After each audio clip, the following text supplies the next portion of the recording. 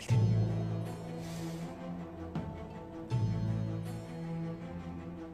Sana karşı fevri davrandım Hayme Hatun. Saadettin köpek elime Ertuğrul'la alakalı emri tutuşturunca... ...sonra saldırıdan kaçan askerin korkunç sözlerini duyunca gözüm döndü. Kendimi bildim bileli Cengiz Han'la. O ölünce oğlu Ögeday'la. Şimdi de onun soysuz oğullarıyla savaşıp durur.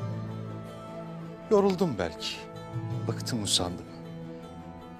Lakin bir darbede Süleyman Şah'ın oğlundan yediğimizi duyunca... ...bu beni kahretti Hayme Hatun. Dün haddimi aşıp kalbini kırdıysam beni bağışlayasın.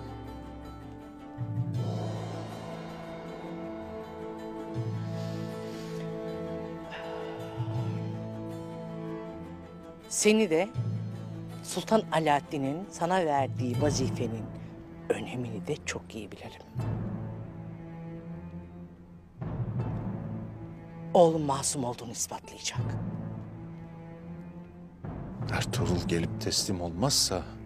...ben affetsem de devlet affetmez Hayme Hatun.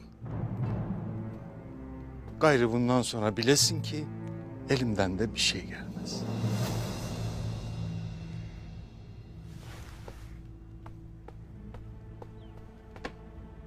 Haymana, obanın yanı başında yaşlı bir kadının cesedini bulmuşlar.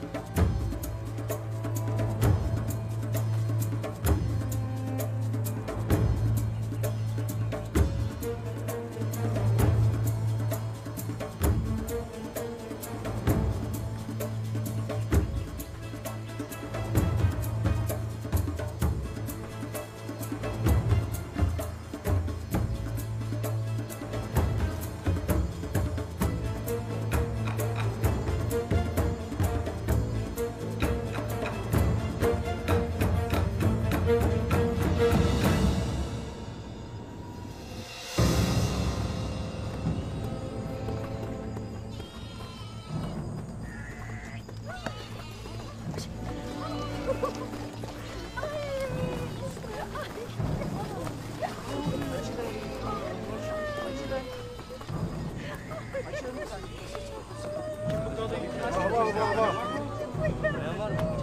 Hadi müdahale bekle.